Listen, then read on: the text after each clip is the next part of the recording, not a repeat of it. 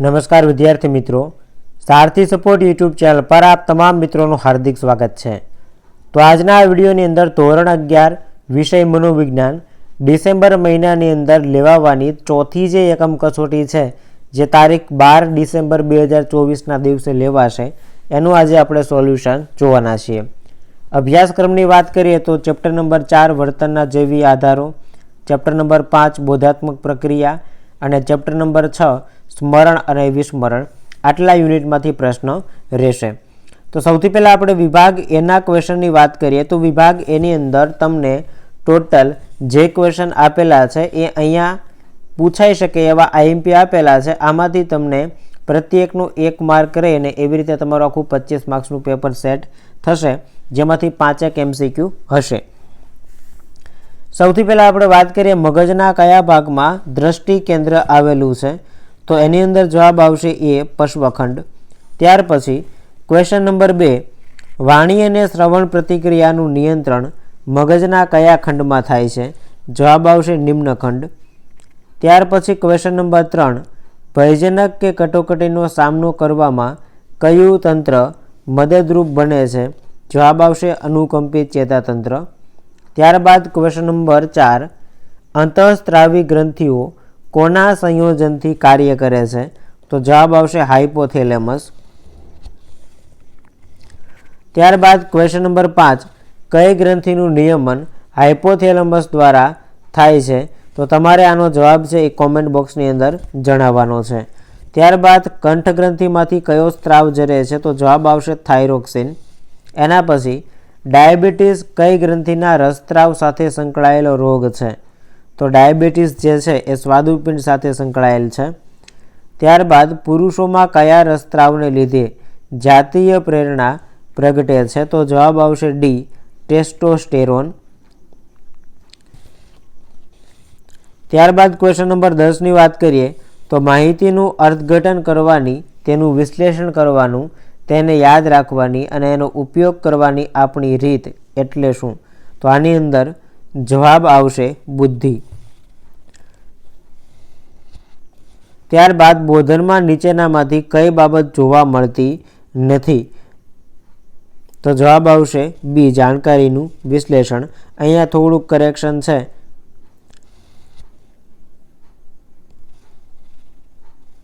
સર્જનાત્મકતા જવાબ આવશે। બોધનમાં નીચેનામાંથી કઈ બાબત જોવા મળતી નથી। ત્યારબાદ વિચારો, લાગણી, પ્રત્યક્ષીકરણ અને પ્રેરકો જેને પ્રત્યક્ષ રીતે જોઈ શકાતા નથી તેને શું કહેવાય, તો એમાં જવાબ આવશે બોધાત્મક પ્રક્રિયા। માહિતી પ્રક્રિયાકરણના અભિગમને ખાલી જગ્યા કહે છે, જવાબ આવશે એનાલોગ્સ એટલે કે કમ્પ્યુટર સાદૃશ્યતા। ત્યાર પછીનો ક્વેશ્ચન છે માહિતી પ્રક્રિયાકરણનું મોડલ નીચેનામાંથી શેના ઉપર આધારિત છે, તો એમાં પણ જવાબ આવશે કમ્પ્યુટર સાદૃશ્યતા, ઓપ્શન બી।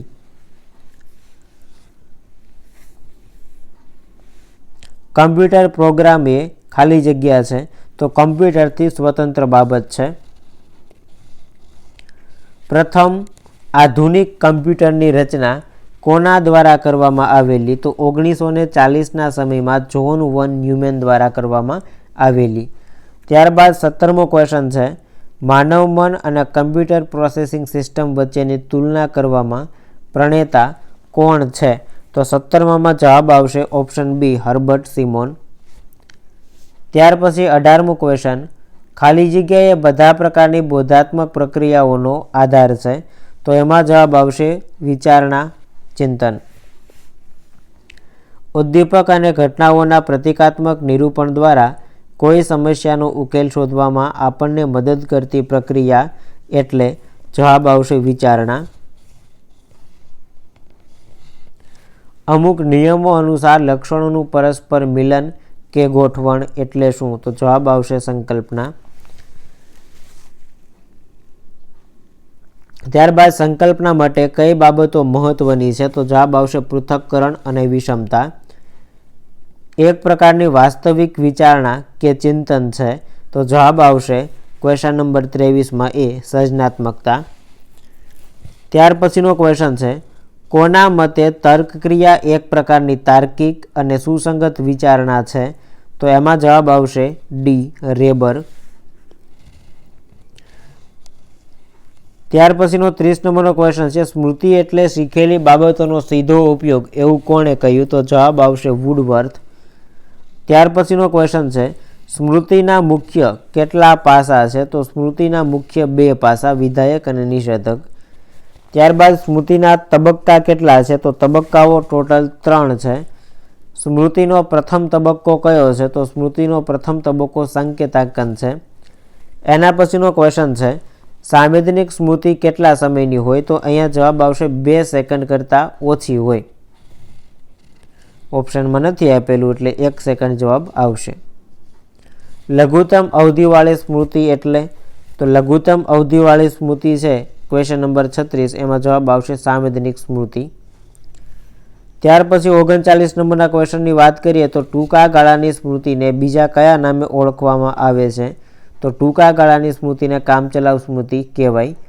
ત્યાર પછી ટૂંકા ગાળાની સ્મૃતિનો વિસ્તાર વધારવા માટે સામૂહિકરણની પ્રયુક્તિ કોણે આપેલી? તો જવાબ આવશે જ્યોર્જ મિલર. ત્યારબાદ મિલરના મત અનુસાર ટૂંકા ગાળાની સ્મૃતિની સંગ્રહ ક્ષમતા કેટલી હોય છે? તો 7 ± 2. ટૂંકા ગાળાની સ્મૃતિમાં માહિતીની સંગ્રહ અવધિ કેટલી હોય છે? તો 2 થી 30 સેકન્ડ સુધી. ત્યારબાદ ચીરકાલીન સ્મૃતિ કોને કહેવાય? તો ચીરકાલીન સ્મૃતિની અંદર જવાબ આવશે લાંબા ગાળાની સ્મૃતિને. ત્યાર પછીનો ક્વેશ્ચન છે, લાંબા ગાળાની સ્મૃતિના પ્રકારો કોણે આપેલા? તો જવાબ આવશે ટુલવિંગ. કયા પ્રકારની સ્મૃતિ એક સંપૂર્ણ રોજનીશી છે? તો જવાબ આવશે ઘટનાત્મક સ્મૃતિ. ત્યાર પછી કયા પ્રકારની સ્મૃતિ કૌશલ્ય શક્તિ પ્રગટ કરે છે? તો જવાબ આવશે રીતિલક્ષી સ્મૃતિ. તો અહીંયા 48 જેટલા MCQ આપેલા છે. એના પછી નીચે જે ક્વેશ્ચનો આપેલા છે વિભાગ બીની અંદર, એ વિભાગ બીની અંદર વાત કરીએ તો 1 માર્ક્સના ક્વેશ્ચન છે. ટોટલ 5 આમાંથી પૂછાશે. આપણે અત્યારે જવાબ નથી જોતા, નહીંતર વિડીયો લાંબો બની જશે. હું અહીંયા સ્ક્રોલ કરી દઉં છું. એક વખત તમામે તમામ જે પ્રશ્ન છે એનો સ્ક્રીનશોટ લેવો હોય તો સ્ક્રીનશોટ લઈ લેજો, અથવા તો તમને ડિસ્ક્રિપ્શનમાંથી આની PDF ફાઇલની લિંક પણ હું તમને પ્રોવાઈડ કરી દઈશ. ત્યારબાદ વિભાગ સી છે, જેમાં વિચારણાના લક્ષણો છે, નિર્ધારણનો અર્થ છે, નિગમનલક્ષી તર્ક, વ્યાપ્તિલક્ષી તર્ક, રાઈટ, આ બધા ક્વેશ્ચન છે. અને ડી વિભાગમાં ટૂંક નોંધ ટાઈપના પ્રશ્ન, અને ઈ વિભાગમાં એક પ્રશ્ન સવિસ્તાર તમારે લખવાનો પૂછાશે. તો આવી રીતે મનોવિજ્ઞાનની જે એકમ કસોટી છે 12 તારીખે લેવાવાની, એનું અહીંયા આપણે જે ક્વેશ્ચન બેંક છે એ જોઈ. જો વિડીયો પસંદ આવ્યો હોય તો લાઈક કરી દેજો. ચેનલને સબસ્ક્રાઈબ કરવાની બાકી હોય તો સબસ્ક્રાઈબ કરી દેજો. મળીએ છીએ નવા વિડીયો સાથે. જય હિન્દ, જય ભારત.